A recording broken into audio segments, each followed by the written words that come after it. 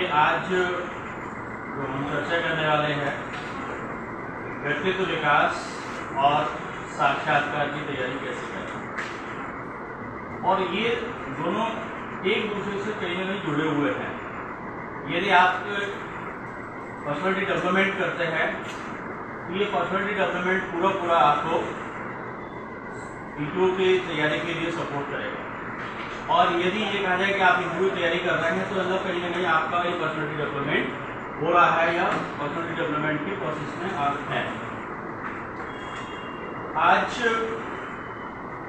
जो हमारा चर्चा का विषय ये रहेगा कि साक्षात्कार में, इनके इंटरव्यू में किस टाइप के प्रश्न पूछे जाते हैं या आपसे पूछे जा सकते हैं। तो देखिए, सबसे पहले ये रहता है कि आपको जिस भी एग्जाम की तैयारी कर रहे हैं तो उस ऑर्गेनाइजेशन के बारे में सबसे पहले आपको इंफॉर्मेशन होना चाहिए। जैसे पुलिस डिपार्टमेंट का कोई एग्जाम है तो आपको पुलिस डिपार्टमेंट के बारे में जानकारी होगी। यदि बैंकिंग का एग्जाम है तो बैंकिंग के बारे में आपको इंफॉर्मेशन होना चाहिए। और यदि टीचिंग डिपार्टमेंट का एग्जाम है तो आपको टीचिंग डिपार्टमेंट के बारे में सारी जानकारी होगी। और यदि एक ही एग्जाम के थ्रू बहुत सारे डिपार्टमेंट का यदि सिलेक्शन प्रोसेस हो रहा है तो उन सारे डिपार्टमेंट के बारे में जानकारी होनी। जैसे हम बात करें आपका यूपीएससी के थ्रू सिविल सर्विसेज के होने वाले एग्जाम के लिए स्टेट पीएससी के द्वारा भर्ती किए जाने वाले एग्जाम प्रोसेस के बारे में, तो इसमें एक ही एग्जाम के थ्रू बहुत सारे डिपार्टमेंट में भर्ती होती है।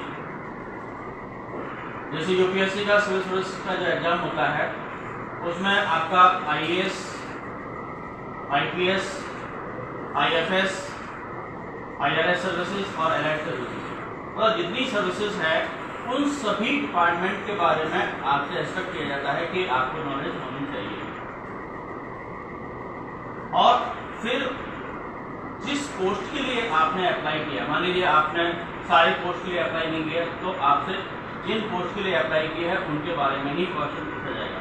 और यदि आपने सभी पोस्ट के लिए अप्लाई किया है तो सभी के बारे में पूछा जाएगा। इसी टाइप से आपका स्टेट पीएससी के बारे में, स्टेट पीएससी में जैसे आपका डिप्टी कलेक्टर की पोस्ट होती है, डीएसपी की पोस्ट होती है, इसके अलावा आपका नायब तहसीलदार, पीआरटीओ, एक्साइज ऑफिसर और बहुत सारी पोस्ट होती है।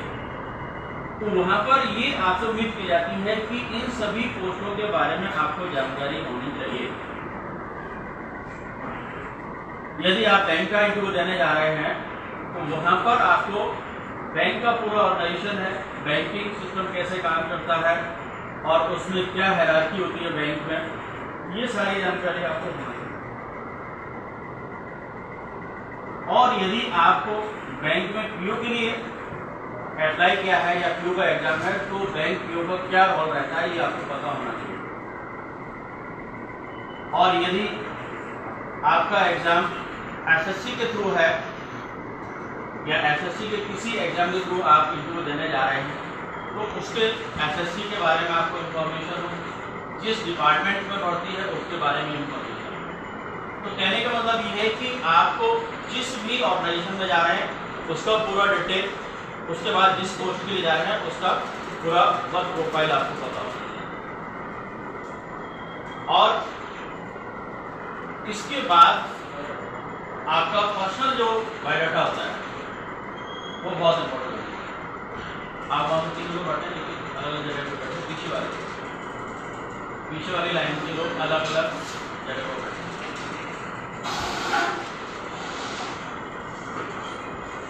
ये पर्सनल जो बायोडाटा होता है वो सबसे इम्पोर्टेंट पार्ट होता है इंटरव्यू के लिए। और उसमें जो भी आपने इंफॉर्मेशन दिया है बस उसी से रिलेटेड उनको पूछना है। उनको आप जो जानकारी देंगे वही उनके लिए इंटरव्यू का बेस होता है, क्योंकि उनको नहीं पता आपके बारे में। आपने जो कुछ भी लिखा हुआ है उस पर्सनल बायोडाटा में वही उनको पता होता है, और आपने जो लिखा है वो आपके बारे में लिखा है।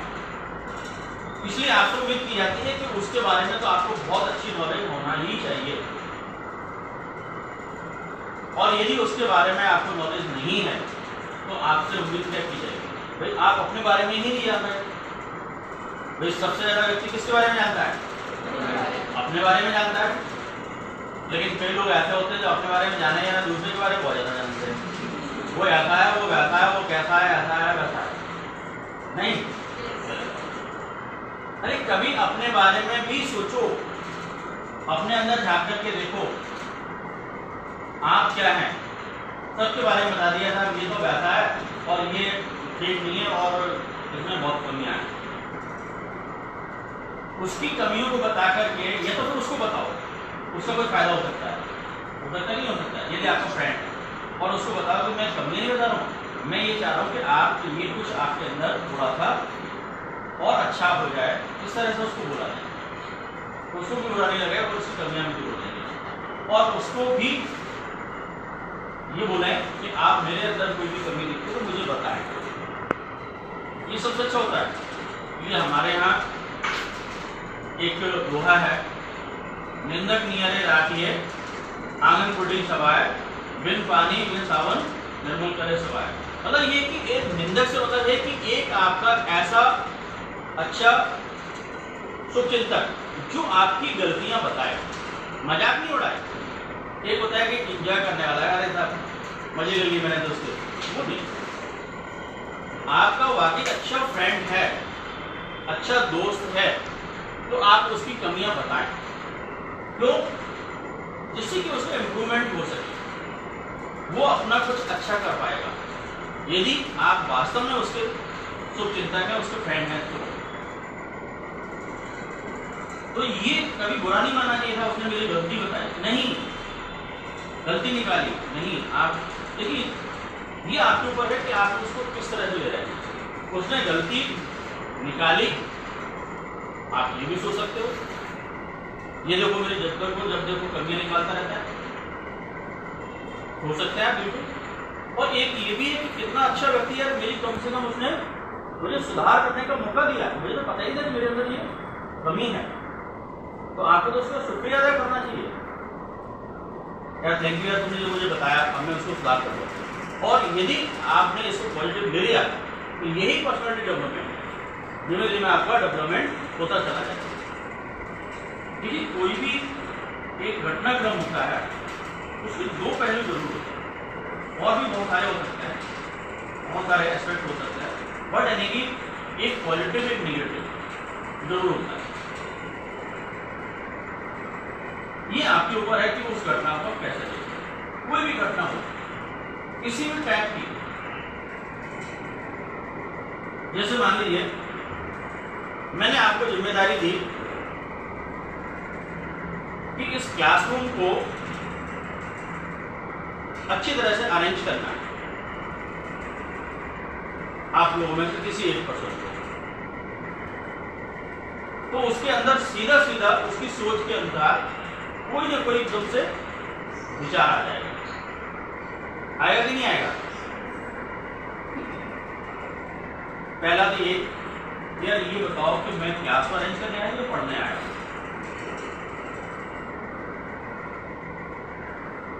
सर ने मुझे क्या समझाया? मतलब सर ने मुझे इस लायक समझाया।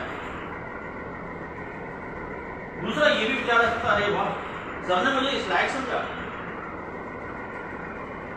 चीज कोई है, समझ रही बात को? तो ये एक यानी कि आपके लिए अवसर भी है कि सर के गाइडेंस में मुझे क्लास को अरेंज करने का मौका मिल रहा है।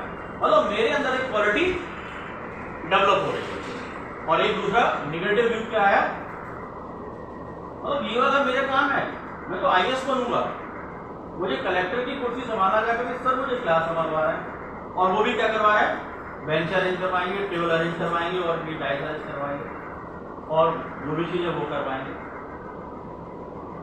तो ये आप ही के ऊपर है कि आपका जो माइंड है ना किस टाइप के सिग्नल लेता है, और आप उसको जिस तरीके से चीजों को देना स्टार्ट कर देंगे, वो एक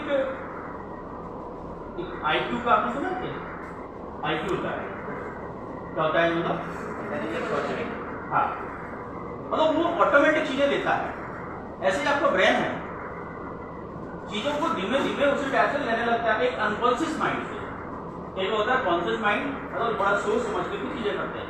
एक अनकॉन्शियस माइंड में मतलब होता है कि चीजों को अपने आप फीड होती है, अपने आप उनके उसको डायरेक्शन मिलता है। अब ये आपके ऊपर है कि आप माइंड को किस टाइप का किस वे में ले जाते हैं, वो अपने आप को चीज को ले लेता है। एक आपका पॉजिटिव एटीट्यूड है तो सबसे पहले वही चीज आपके दिमाग में आएगी। यदि आपका निगेटिव एटीट्यूड है तो आपके दिमाग में सबसे पहले वही चीज है। अब मैं अपने इंस्टीट्यूट की बात करूं तो किसी भी जगह हो सकता है, आपके घर में हो सकता है, इंस्टीट्यूट में हो सकता है, आपके क्लास में हो सकता है, आपके स्कूल में हो सकता है, आपके साथी लोगों के साथ में हो सकता है, आपके फैमिली में हो सकता है। तो जैसे मैं किसी पर्सन को बोलता हूं कि ये काम आपको करना है, मतलब जो उसके पहले नहीं कर रहा था। कई लोग ऐसे होते हैं और लोग सर ने मेरे ऊपर एक बर्डन और डाल दिया, अब मैं क्या क्या कर दूं, मैं तो बहुत दिन के वैसे इतना बोझ नहीं घूम रहा हूँ, मेरा सिर चकरा जाता है। और एक ये अरे वाह ये अच्छा हुआ कि मुझे सर ने एक सीखने की क्या दी, अपॉर्चुनिटी दी, एक अवसर दिया, एक नई चीज मैं सीख लूंगा। मैंने कहा घटना एक ही है, लेकिन आपको इस टाइप से सोचते ही आपके ऊपर है। तो बेहतर ये कि आप हर चीज को एक पॉजिटिव थिंकिंग करना चाहिए।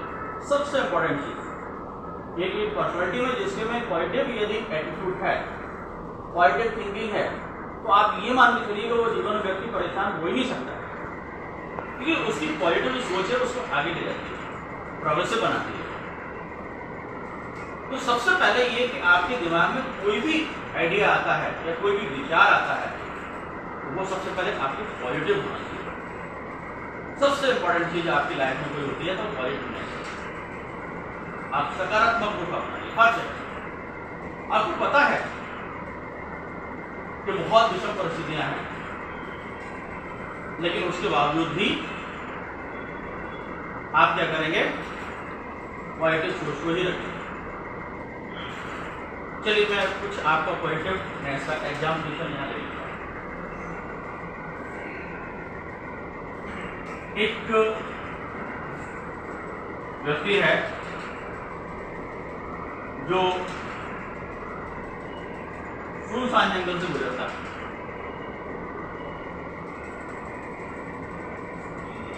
और वो अचानक देखता है कि एक पेड़ पर रस्सी टंगी हुई है, काफी अच्छी खासी रस्सी है, और वो वहां ठहर जाता है और देखता है रस्सी को देख करके। अब उसके दिमाग में क्या चीज आई होगी, मतलब अब अंदाजा तो लगाएगा व्यक्ति क्या हो रहा होगा। तो उस व्यक्ति ने क्या अंदाजा लगाया हो वो आप अपने माध्यम से बताएं। बताइए, मेरा हाथ ऊपर करता है जी। सर वहाँ पे कोई ट्रैप हो सकता है? ट्रैप हो सकता है जी।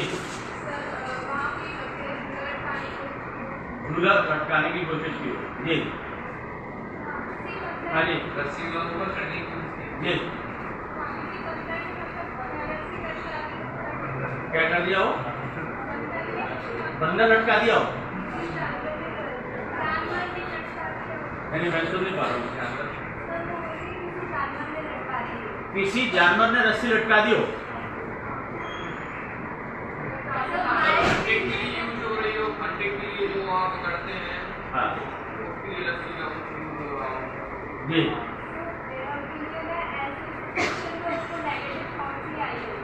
निगेटिव थॉट आई हो, हाँ क्या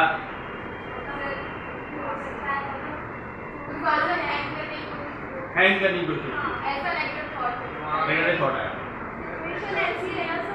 जी। सिचुएशन ऐसी है, नेगेटिव थॉट से आई जी। हाँ जी,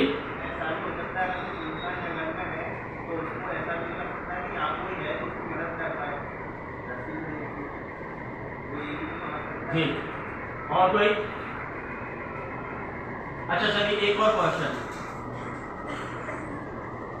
आप ऐसी स्थिति में है, एक तरफ कुआं एक तरफ खाई,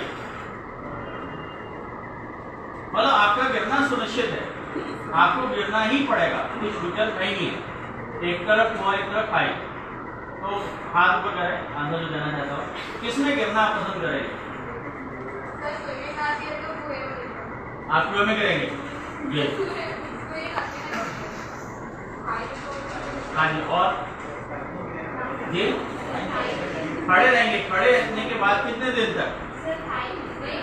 नहीं, 1 मिनट, मैंने कहा कि कितने दिन तक?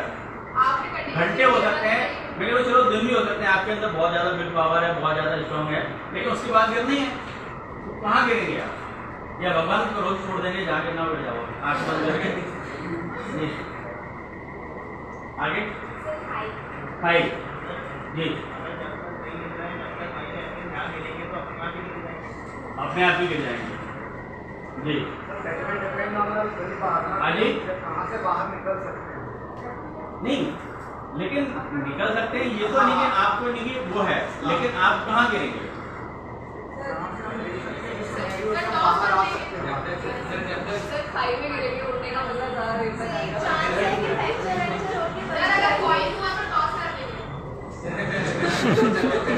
अरे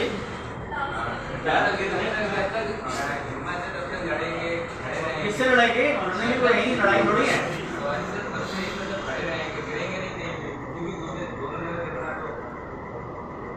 चलिए, अच्छा, जो कुआं में गिरना चाह रहे थे वो क्यों गिरना चाह रहे थे कुआं में?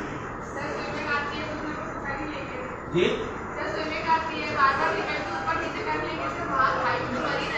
जी, ठीक है, आप खाई में गिरना चाह रहे थे जी, क्यों?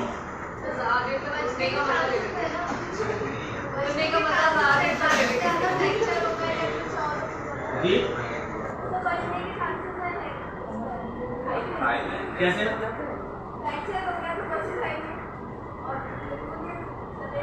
ये आपने ऐसा कि अगर कुएं में अगर हम अंदर गिरे तो वापस भी हमें अगर ऊपर निकालना होगा कुएं से निकाल देंगे। खाई में नीचे जाए, नीचे कुछ तो जमीन मिले, हो सकता है अपन किसी पेड़ से टकरा जाए, पेड़ से टकरा। और किसी का जवाब था? देखिए, यहाँ कुआं और खाई बात नहीं है, ना कुएं में ना खाई में, ये कोई बात ही नहीं है। और जो बीच का रास्ता कहते हैं ना, कि जब तक होगा कहाँ जहाँ गिर जाएंगे वहां गिर जाएंगे, ये तो बिल्कुल किसी मतलब का जवाब नहीं है ना। मतलब ये कि आपके अंदर वैचारिक शक्ति ही नहीं है, आप बिल्कुल विचार शून्य है कि भगवान भरोसे सब कुछ होगा, जो भी करेगा भगवान करेगा। अरे भगवान तो करेगा ही करेगा, वो तो फिक्स है, वो भगवान क्या करेगा ये आपको पता नहीं है ना। आप इंसान है, आपके अंदर बुद्धि, उसका इस्तेमाल करें, वो तो बिल्कुल गलत है क्या कि जहाँ गिरना हो वहाँ गिर जाएंगे। तो मतलब ये कि हमारा कोई डिसीजन मेकर हम नहीं है, मतलब हमारी डिसीजन पावर नहीं है, हम डिसीजन नहीं ले पाते, हम थिंकिंग नहीं कर पाते हैं और एक प्रॉपर डायरेक्शन किसी चीज को नहीं ले पाते। ये बिल्कुल बहुत ही निगेटिव आंसर है, कि फेल वाला, टोटल फेल। अब कुआं और खाई, ये तो एक ऑप्शन है, कुआं में भी गिर सकते हो, खाई में भी गिर सकते हो, लेकिन जो एक पॉजिटिवनेस होना चाहिए किसके लिए? जीवन को बचाने के लिए, वो आप क्या आइडिया आपके दिमाग में आते हो, वो इम्पोर्टेंट है। जैसे क्या नाम आपका? अंशिका। अंशिका ने बहुत बढ़िया जवाब दिया। भाई आप पहले ये क्यों सोच रहे कि कुआं में गिरने से मर ही जाएंगे? पहली बात पॉजिटिव ये है कि कुआं में पानी होगा। पॉजिटिव क्यों? एक ये भी सोच सकती कुआं तो बिल्कुल लेंगे, अब तो कुआं में पानी नहीं है, उसमें भी कुआं में पानी है, हम तो मर ही जाएंगे। ऐसा क्यों सोचना है? उसने कहा तो नहीं है सूखा कुआं, कहा क्या आपसे? कुआं मतलब पानी है, मतलब हमारी सोच में क्या है? पॉजिटिवनेस है। फिर दूसरी उसकी पॉजिटिवनेस क्या देखी? स्विमिंग भी आती है। तो ये हमारे अंदर आती कि नहीं आती, थोड़ी आपसे हम स्विमिंग करवा रहे हैं आपसे, हमें स्विमिंग आती है। तो ये एक पॉजिटिव एटीट्यूड हुआ, मतलब हमारी जो सोच है वो कितनी पॉजिटिव जा रही है इस बात पर डिपेंड है। और उसके बाद उसने ये भी कोशिश की कि देखिए हमें कोई ना कोई बचाने आएगा। कैसे आएगा? हम कोशिश करते रहेंगे, हम इनकी तैरना जानते हैं तो हम आवाज भी लगा सकते हैं वहां से, अंदर से हो सकता है। भाई मैंने कहा कि सारी चीजें हम किस में? पॉजिटिवनेस में। मतलब ये है कि आप कितने पॉजिटिव हैं, हर स्टेप पर आपको पॉजिटिव रहना पड़ेगा, ये सबसे इंपॉर्टेंट है। इसलिए इसके लिए तालियां। दूसरा आपका भी आंसर ठीक था, लेकिन थोड़ा सा और आप करने की उसको अच्छा कर सकते थे। कैसे? जैसे आपने कहा हम खाई में गिरेंगे तो हम बच जाएंगे, चांसेस है फ्रैक्चर भी हो जाएगा। तो ये इतना पॉजिटिव मुझे लगा, पॉजिटिव तो है कि आप बच जाएंगे, लेकिन आपने थोड़ा सा निगेटिव कर लिया कि फ्रैक्चर हो जाएगा। क्यों हो जाएगा भाई? अरे निगेटिव हो गए, मैं बात हमें ऐसा सोचना ही नहीं है। देखो होने को कुछ भी हो सकता है, हम यहाँ आपसे बोल रहे हैं और बोलते बोलते हमारी बोलती बंद हो जाए वो, लेकिन हम क्यों सोचें? समझे मेरी बात को? कि ये तो हमें कहीं भी, मैंने कहा कि हर समय जो भी स्टेप था कि पहला स्टेप तो आपने लिया कि खाई में हम गिरेंगे और हम बच जाएंगे, लेकिन बचते बचते क्या हुआ कि आपने फ्रैक्चर को करवा ही लिया। समझे मेरी बात को? एक और किसी ने खाई का जवाब दिया था, और किसी का था एक है। देखिए अब खाई का भी जवाब बहुत अच्छा हो सकता था, बहुत मस्त जवाब हो सकता था। एक ने बताया था, अभी मुझे ध्यान नहीं आया, पेड़ से टकरा जाएगा। किसका था? आपका था। तो बोल क्यों नहीं? तो ये भी एक पॉजिटिवनेस है। मैंने कहा कि अब क्या होगा ये तो कुछ कह नहीं सकते ना, लेकिन हम कितने पॉजिटिव हैं और कितना सोच पा रहे हैं, और पहले हम डिसीजन ले लें, तो ये पॉजिटिवनेस थी। लेकिन और अच्छा आंसर हो सकता था खाई में गिरने का। भाई हम यही क्यों मान के चले कि खाई एकदम सीधी है?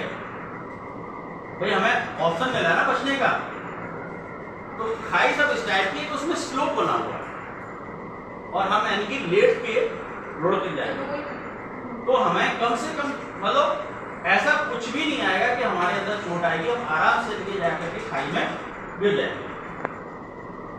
तो उन्होंने ये तो ऑप्शन नहीं दिया था कि खाई ऐसी एकदम जिसमें जाकर के सीधे आपको मरना ही है। भाई ये हम कितना पॉजिटिव कर सकते हैं। जैसे कुआं भी है, कुआं में बिना पानी के कुआं भी हो सकता है, लेकिन हम क्यों सोचें? हम तो ये कुआं में क्या होता है? पानी होता है। खाई भी आप देखेंगे तो खाई में भी स्लोप होते हैं,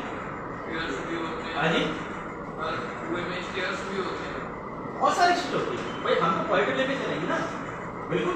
ये भी एक अच्छा बहुत बढ़िया जवाब आपको।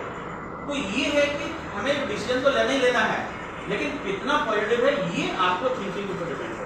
इसलिए एक अच्छी वो बात है कि हम ये भी पॉजिटिव रहें कि में पानी भी है और उसमें स्टेयर भी है, और बढ़िया, और हमें स्विमिंग भी आती है। यदि स्विमिंग नहीं आ रही तो स्टेयर भी यूज नहीं कर पाएंगे। मतलब ये समझ में आना चाहिए हर स्टेप पर आपका क्या होगा, एक पॉजिटिवनेस होनी चाहिए हर जगह। पहले तो देखिए कुएं में हम गिर जाएंगे, पानी होगा, फिर हमें स्विमिंग भी आती है, स्विमिंग करके हम स्टेयर पर आ जाएंगे और बाहर। इतना परफेक्ट आंसर हो जाएगा। इसी टाइप से खाई में भी आपको गिरना पड़े तो खाई का भी बहुत अच्छा जवाब, कि आप खाई फ्लो वाली है और हम यानी कि वहां से लुढ़कते हुए आएंगे। भाई सीधे कदम से जाएंगे तो हो सकता है कि हमें चोट की संभावना बढ़ जाएगी। लुढ़कते हुए आएंगे या हम पैरों को आगे कर लेंगे, फिर वो पीछे अपना उठा के एकदम से ऐसे खिसक जाएंगे। तो कहने का मतलब ये है कि ये परफेक्ट कोई आंसर नहीं होते, लेकिन ये कि परफेक्ट पॉजिटिवनेस होती है, वो आपको हर आपके डिसीजन में, आपके हर काम में दिखती है। मेन बात है यदि हम ये पॉजिटिव का एक्शन नहीं दे रहे होते ना, तो ज्यादातर लोग रस्सी से सुसाइड करते, 100% सुसाइड करते कि नहीं करते? जैसे उसने बोला भी, ईमानदारी से जवाब दिया कि उसके दिमाग में ये थॉट भी आएगा निगेटिव वाला, लेकिन हमें कहीं भी निगेटिव नहीं। और अच्छे उसमें हो सकता था कि वो यानी कि रस्सी इसलिए है कि जो आर्मी की तैयारी करने वाला पर्सन है, लड़का है, वो सुबह सुबह आकर के ये क्या करता है, एक्सरसाइज करता है ऊपर चढ़ने की, क्योंकि वो आर्मी में जवान बनना चाहता है। और पॉजिटिवनेस आ गई, मतलब हमारे जो विचार है ना बिल्कुल क्लियर कट होना चाहिए, कहीं भी उसमें कोई डाउटफुल कंडीशन नहीं होना चाहिए। मतलब जितनी पॉजिटिवनेस हो और क्लियर कट हो कि हमने उसको क्या बना दिया, एक पर्सन को आर्मी मैन बना दिया, मतलब वो आर्मी की तैयारी कर रहा है, आर्मी पर्सन बनना चाहता है, जवान बनना चाहता है। इसके लिए वो फिजिकल एक्सरसाइज करता है और वो उसको रस्सी पर चढ़ने की कोशिश करता है। सर मॉर्निंग को नजरअंदाज भी तो नहीं कर सकते। कौन सा? सर वहाँ पे कुछ भी हो सकता है, इस चीज को नजरअंदाज भी तो नहीं किया जा सकता। नहीं बेटा, लेकिन हमने कहा कि आपकी सोच के ऊपर है ना, ये तो आपके ऊपर कुछ भी सोच सकते हो। मैंने ये तो नहीं कहा कि आप नहीं सोच सकते, बिल्कुल सोच सकते हो। आपको जो सोचना है वो सोच सकते हो। बस आपको जो एग्जामिनेशन हो रहा है वो आपको ऐसी बात का होगा कि आप कितने पॉजिटिव, क्योंकि लाइफ का सबसे इंपॉर्टेंट पार्ट क्या होता है? पॉजिटिव होता है। यदि आप निगेटिव होते रहेंगे तो आप धीमे धीमे आपका ये पर्सनैलिटी का पार्ट हो जाएगा कि आप हर चीज में क्या करेंगे, निगेटिव चीज ही ढूंढेंगे, देखेंगे। जबकि प्रोग्रेस किससे होती है? तो बस यही है कि आपकी लाइफ में ये चीज बदली जानी चाहिए, आपकी हर समय सोच वही होना चाहिए, क्या?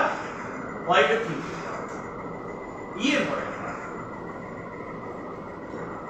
इसके बाद अगले जो क्वेश्चन आपके मैंने कहा कि बनते हैं, कहां से बनते हैं? आपके पर्सनल बायोडाटा से। पर्सनल बायोडाटा में आपने जो कुछ भी लिखा है वो उनको पता है आपके बारे में, उसी से वो आपको पूछना स्टार्ट करते हैं। तो सबसे पहले आपका लिखा होता है कि किस पोस्ट के लिए आपने आवेदन किया, तो उस पोस्ट के बारे में और जिस डिपार्टमेंट में वो पोस्ट है उसके बारे में आपको इन्फॉर्मेशन। फिर दूसरा आपका लिखा होता है आपका नाम, लिखा होता है, लिखा होता है सबसे पहले क्या लिखा होता है? आपका नाम लिखा होता है, वहीं से स्टार्ट हो जाता है। आपने कहा कि मेरा नाम अंशिका है, मतलब आपने लिखा तो वो सबसे पहले ये पूछेगा कि अंशिका का मतलब क्या होता है। आपको अपने नाम का मीनिंग पता होना चाहिए। क्या होता है अंशिका?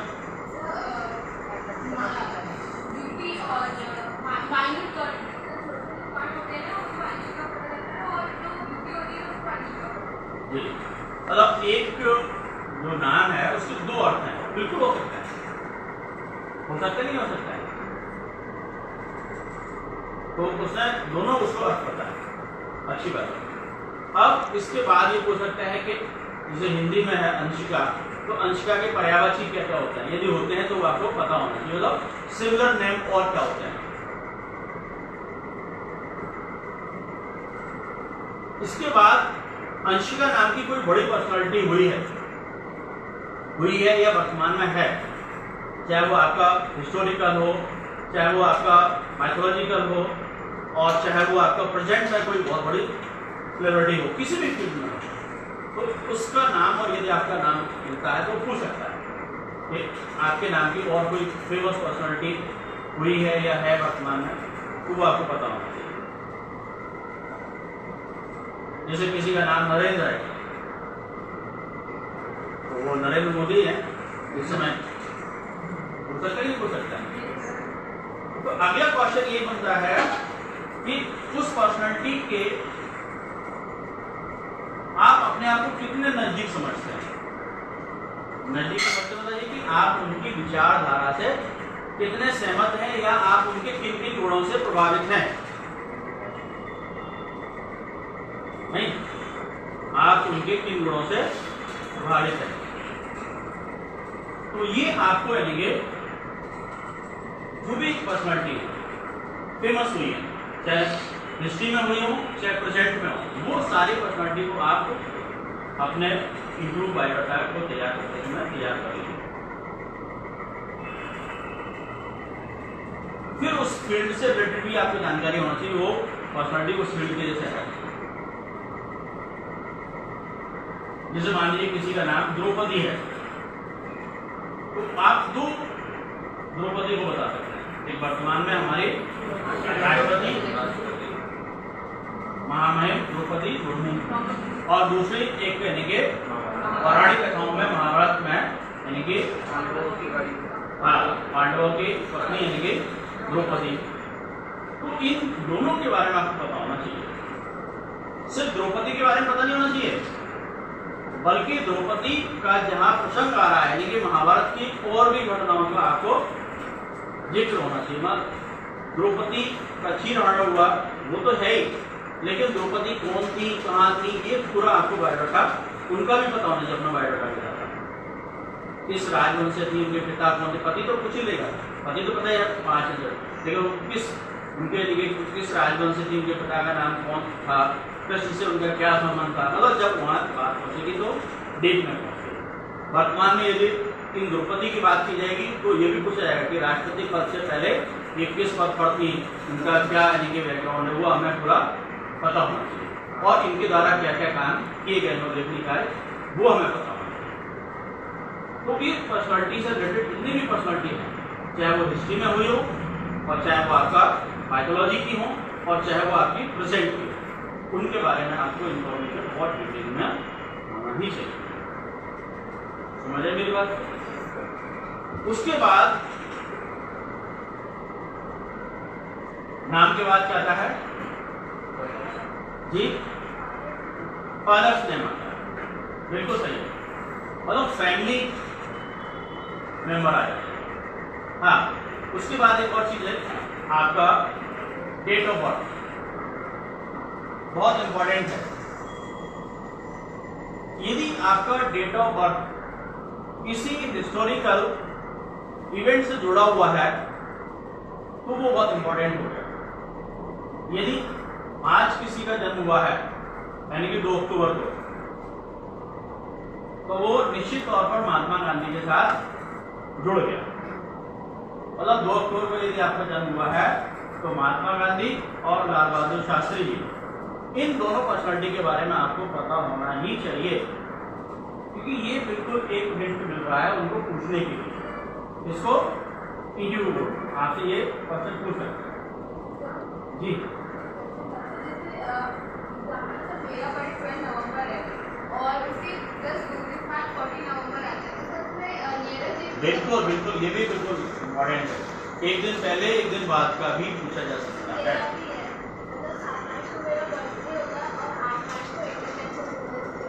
जी जी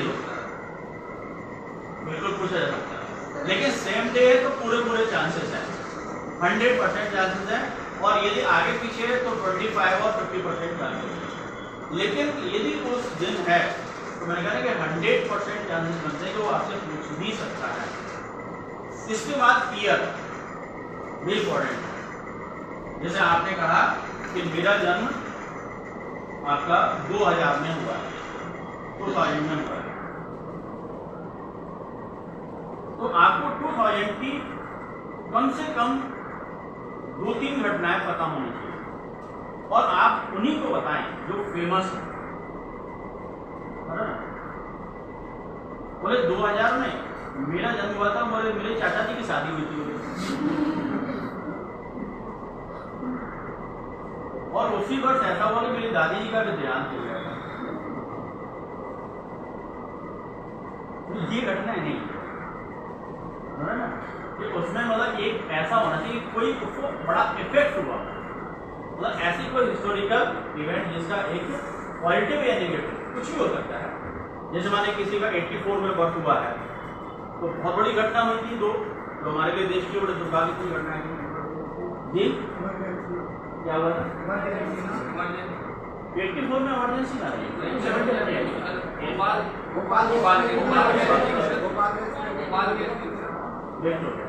भोपाल गैस ट्रेजेडी हुई थी और दूसरा इंदिरा गांधी की हत्या हुई थी। तो कहने का मतलब ये कि आप ऐसी घटनाएं बताएं जो बड़ा इम्पैक्ट हुआ हो, बहुत फेमस हो। आज नहीं मैं बताया कि चाचा जी की शादी और दादी जी का देहांत है ना। तो कहने का मतलब ये कि उस ईयर की इंपॉर्टेंट घटनाएं आप बताएं और उन घटनाओं को बताने से काम नहीं चलेगा, उनका पूरा आपको हिस्टोरिकल बैकग्राउंड पता होना चाहिए। यदि भोपाल गैस ट्रेजेडी हुई तो भोपाल गैस ट्रेजेडी बता के काम नहीं चलेगा, वो नहीं कि कहां पर हुई थी, है ना, कितने टाइम हुई थी और उसमें कौन सी गैस का रिसाव हुआ था, किस देश की कंपनी थी, फिर उसके बाद आज प्रेजेंट में उसका क्या है, ये सब पूरा ओवरऑल आपको पता होना चाहिए।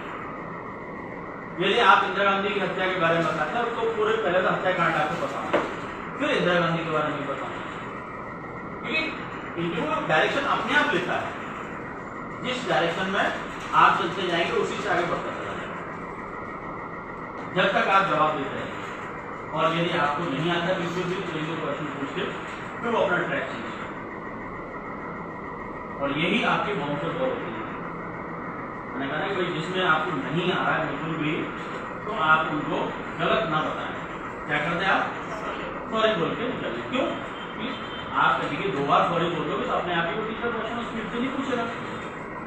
और यदि वही आपने दोनों गलतियां बता दी तो वो आपके क्या हो गया, 2 बार आउट हो गया, माइनस मार्किंग हो गया। और यदि सॉरी बोल के आप वहाँ 0 रहेगा, प्लस हुआ ना माइनस हुआ। और अगले फिर जो क्वेश्चन आए वो ऐसे आपके फील्ड के आए जो आपको बहुत अच्छे आते थे, इतने शानदार जवाब दिए तो वो आपके बहुत जो असेसमेंट किया गया, आपका वैल्यूएशन किया गया, बहुत अच्छे मार्क्स दिए थे। तो ये आपके कहना है कि सच्चाई से, ईमानदारी से इंटरव्यू देने का फायदा होता है। फिर उसके बाद अगला जो आता है वो आपका ये फैमिली है। फैमिली मतलब आपके मदर और फादर, ये दोनों उसमें आपके साथ में जुड़े हुए, ये जिन्होंने आपको जन्म दिया।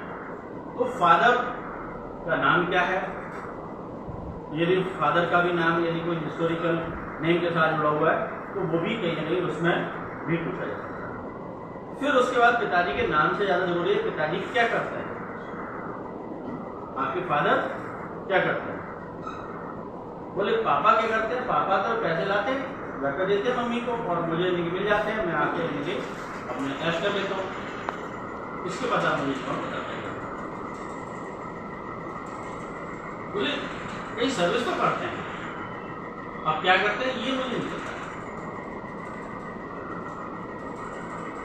बोले कि पिताजी हमारे पंडिताई करते हैं। बोले श्लोक बताओ दो। बोले वो तो वहाँ घर पर थोड़ी पढ़ते हैं, पढ़ के आ जाते हैं बोले, और वहां से दक्षिणा लेके आ जाते हैं। तो कहने का मतलब ये है कि आपके घर पर जो भी ऑक्यूपेशन होता है उसके बारे में आपको इंफॉर्मेशन होना चाहिए। एक्सपर्ट हो ये जरूरी नहीं है, लेकिन आपको जानकारी होनी चाहिए। यदि आपके घर पर मेडिकल स्टोर है तो कुछ इनकी बेसिक जानकारी आपको होनी चाहिए, इसकी दवाई।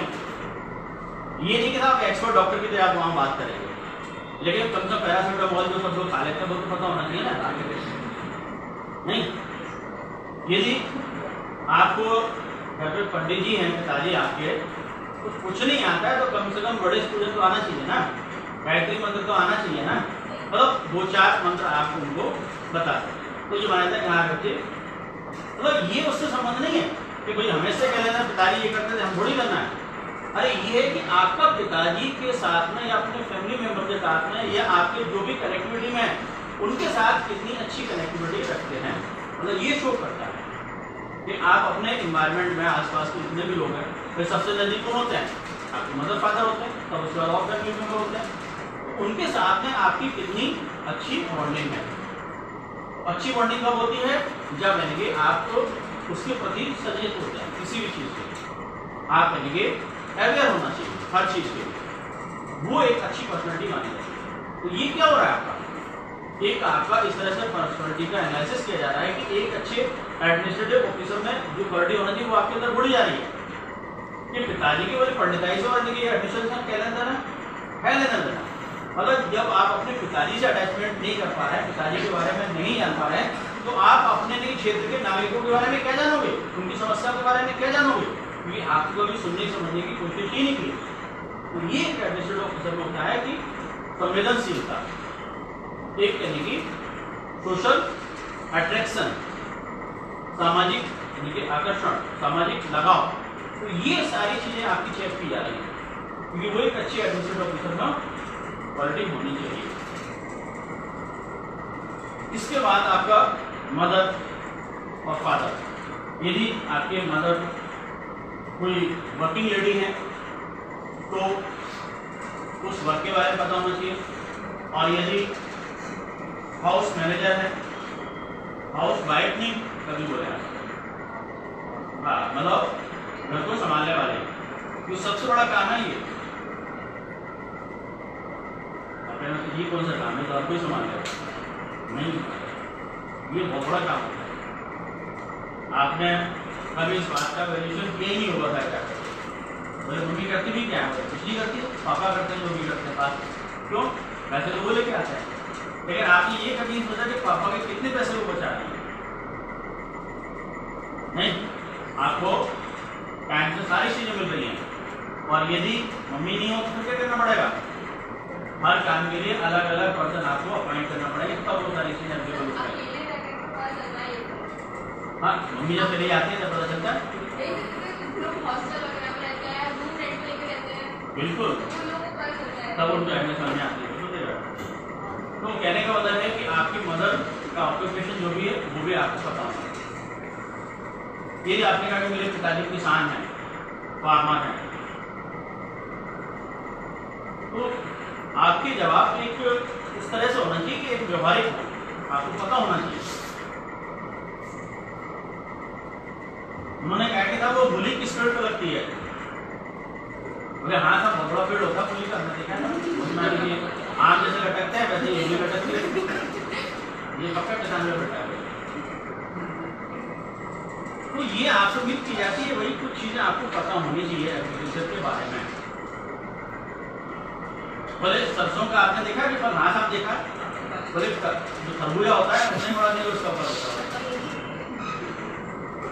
ये बेसिक बातें यदि आपने की समझ लिया कि इनकी बेकारी का इसमें बंडा डाल करेगा। तो कहने का है कि आपके घर पर जो भी काम होता है उसके बारे में आपको प्रॉपर इंफॉर्मेशन होनी चाहिए, ठीक है? तो ये अभी से आप उन चीजों को गौर करना शुरू कर दें, है ना? इसके बाद फिर आपका आगे बढ़ता है, उसमें फिर क्या लिखा होता है? क्वालिफिकेशन।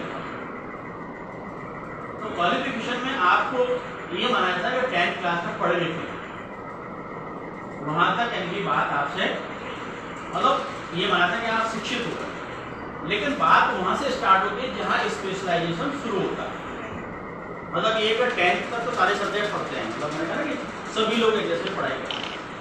इसके बाद आपका स्ट्रीम चेंज होती है, वो कहाँ से होती है? लेवल से। वो आपके 12th की मार्कशीट में लिखा होता है कि आप पीसीएम से है या बायो से है या फिर आपका कॉमर्स है या ह्यूमैनिटी सब्जेक्ट है, जो भी है वो यानी कि वहाँ से स्पेशलाइजेशन स्टार्ट है। और जैसे ही आप डिविजन में आते हैं वो यानी कि वहाँ पर आपके क्वेश्चन बनना स्टार्ट हो जाएंगे। यदि आपको बीए कर रहे हैं तो बीए में जो भी आपने सब्जेक्ट चूज किए हैं तो वहाँ पर आपको आंसर बनता है, मतलब क्वेश्चन आपसे पूछा जाता है। आपने यदि बी किया हुआ है या बीटेक किया हुआ है तो वहां से क्वेश्चन जरूर पूछे जाएंगे। यदि आपने बीएससी किया है तो वहां से आपसे क्वेश्चन पूछे जाएंगे। जैसे उन्होंने कहा आपने बीएससी किया, हाँ मैं बीएससी किया, कौन से सब्जेक्ट थे? कोई फिजिक्स केमिस्ट्री का, तो फिजिक्स केमिस्ट्री हो गया। वो फिजिक्स में बोले आप न्यूटन के 3 नियम है उनको बताना। तब वो तो मैंने बहुत पहले पढ़े थे, भूल गया।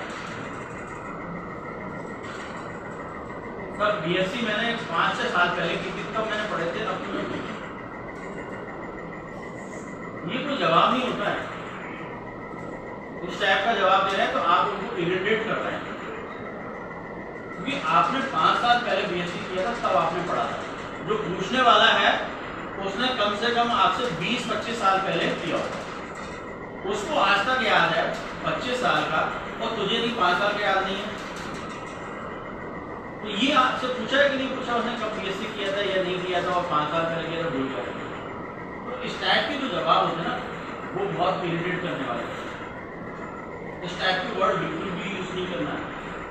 आप सीधा सीधा सॉरी, सीधा सीधा क्या होता है? सॉरी।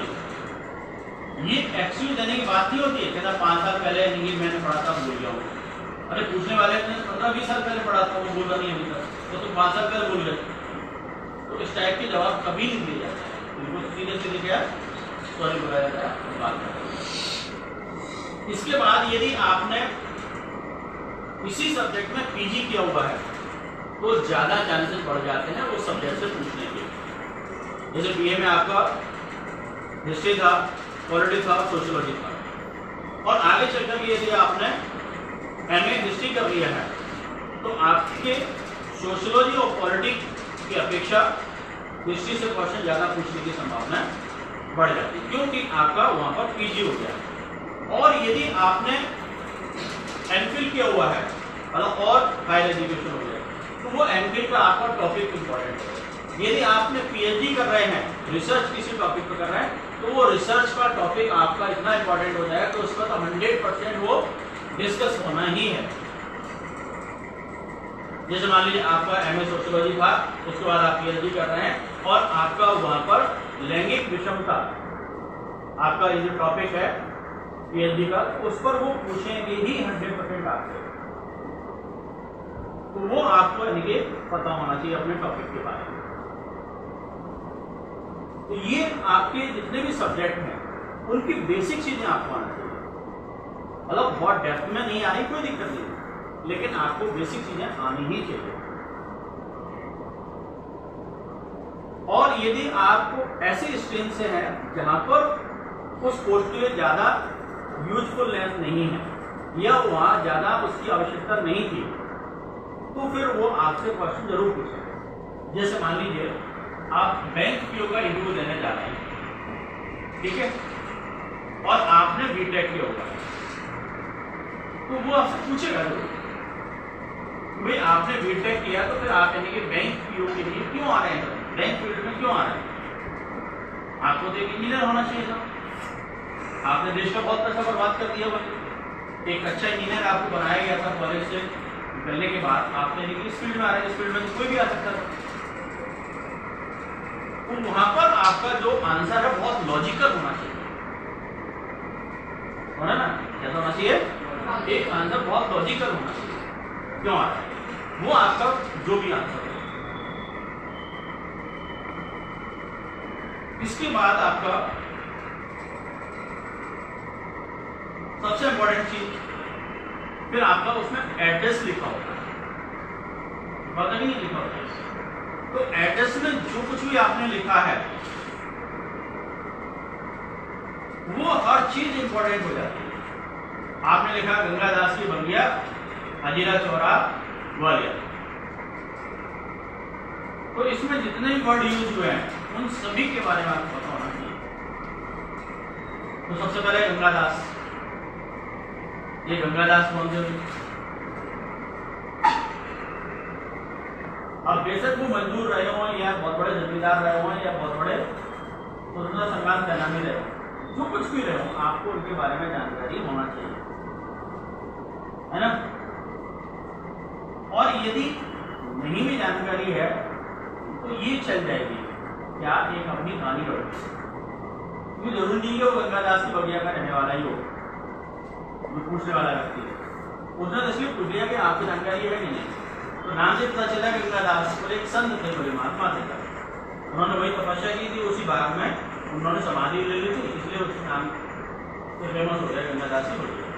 चल जाएगा कि वो थोड़े गंगादास ऐसे बड़े संत नहीं रहे होंगे, है ना।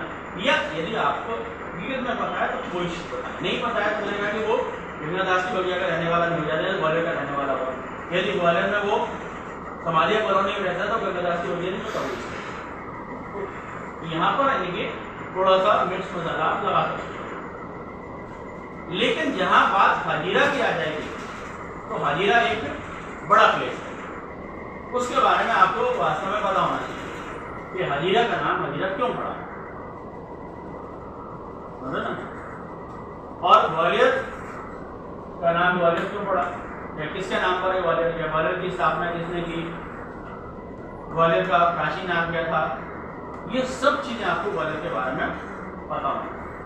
और ग्वालियर चूंकि शहर भी है, ग्वालियर आपका जिला भी है और ग्वालियर संभाग भी है, तो इन दृष्टिकोण से ग्वालियर काफी इंपॉर्टेंट हो जाता है।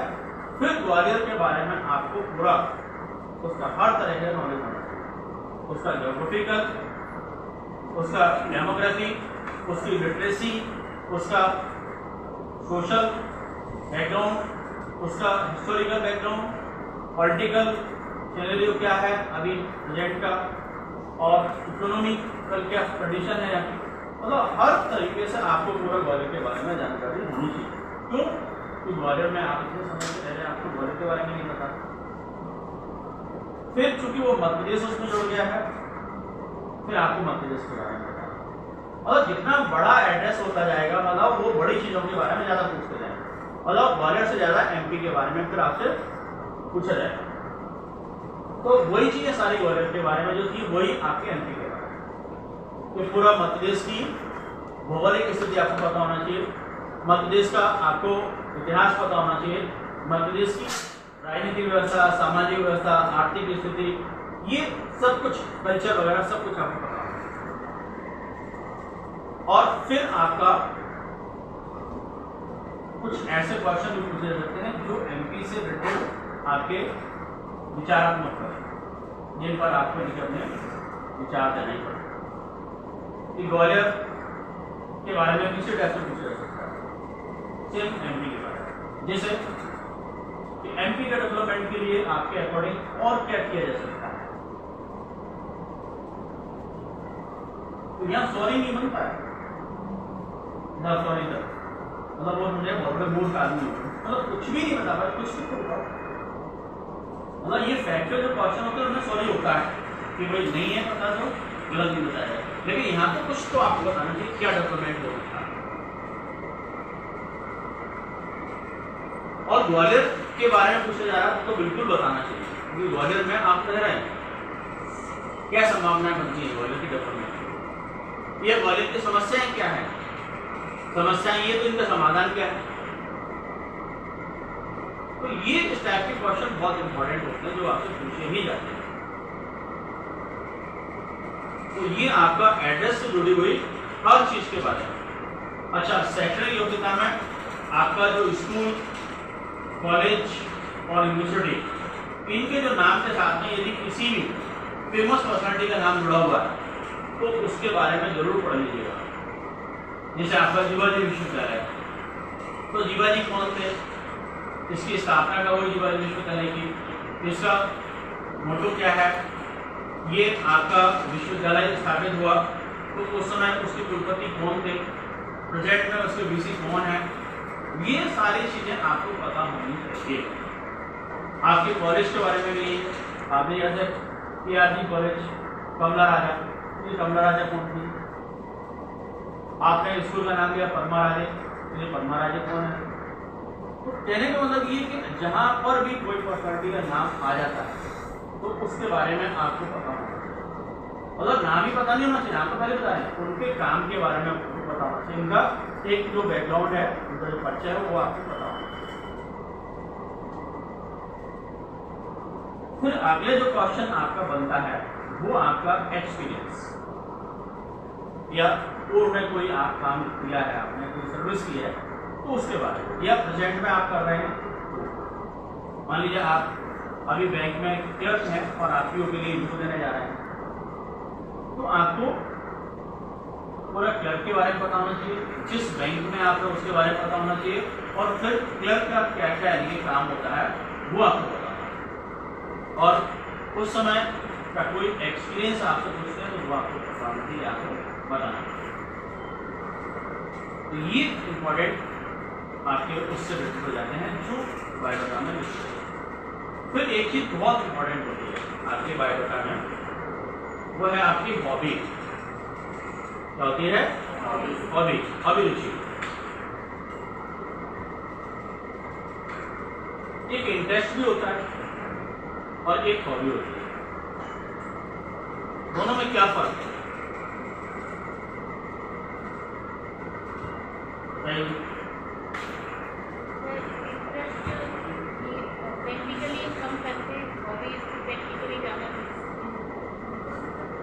इंटरेस्ट में निगेट कम करते हैं, हॉबी में ज्यादा करते हैं प्रैक्टिकल। जी,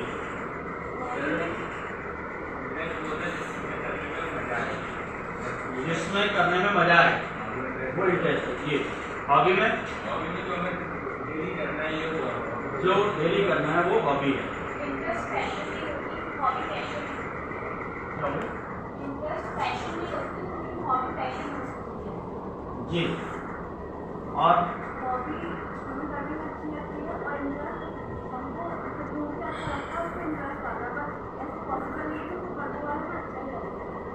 तो इंटरेस्ट कई सारे हो सकते हैं, नहीं हॉबी भी देखिए ना वो करते हैं। हमें किसी चीज़ में अगर इंटरेस्ट नहीं आता है, हमें किसी चीज़ में अगर इंटरेस्ट है, उसे रेगुलर बेसिस पे करना ऐसा जल्दी नहीं है, जो हॉबी होती है वो हैबिचुअल होगा। जी, और फिर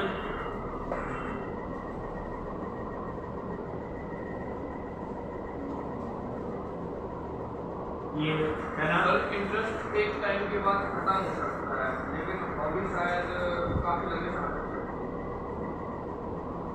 आपका क्या नाम है? खड़े लो। आपने बहुत अच्छा और सटीक जवाब दिया। कुछ लोगों को तो बिल्कुल ही अपोजिट चीजें बता रहे हैं। देखिए इंटरेस्ट और हॉबी में ये है कि आपने जो कहा ना वो ये बात भी ठीक है। इंटरेस्ट क्या होता है कि हमारा वो एक कुछ ऐसी चीजें हैं जो हमें इंटरेस्टेड लगती हैं और वो हम एनिगेट करते रहते हैं और वो रेगुलर बेसिस पर ज्यादातर होती है। क्या होता है? इंटरेस्ट।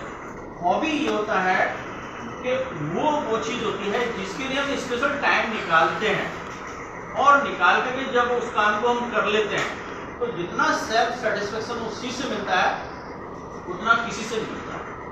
वो हॉबी होती है, मतलब जिसके लिए स्पेशल हम टाइम निकालते हैं। वो चाहे रेगुलर बेसिस पर कभी नहीं होती हो, लेकिन वो हम यदि वीकली करते हैं या मंथली करते हैं या साल में एक बार कभी भी मतलब ये कि उसके लिए हम स्पेशल टाइम निकालते हैं और जब उस काम को हम कर लेते हैं तो हमें बहुत ज़्यादा सेटिस्फेक्शन मिलता है। जैसे मान लीजिए आपको पोएट्री राइटिंग करते हैं, आप भी लिखन करते हैं, तो जरूरी नहीं कि आप डेली लिखते हो।